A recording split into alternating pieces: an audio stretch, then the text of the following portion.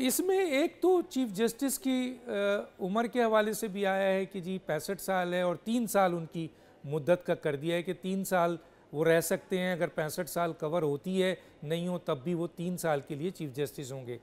दूसरा, उनकी तकर्री जो है वो 12 रुकनी खुसूसी कमेटी करेगी, जिनमें 8 कौमी असम्बली के और 4 सेनेट के अरकान होंगे। इसे कैसे देखते हैं सर? इदारे के सरबराह के लिए एक्सीडेंट ऑफ बर्थ कभी भी आपका थ्रेशोल्ड नहीं होना चाहिए। यानी आप एक पर्टिकुलर तारीख को पैदा हो गए और आपसे जो ज़्यादा समझदार साहब जो हैं वो एक दिन बाद में पैदा हुए, तो वो तो चीफ जस्टिस नहीं बन सकते थे, और आप इसलिए बन गए क्योंकि आप एक पर्टिकुलर डेट को पैदा हुए।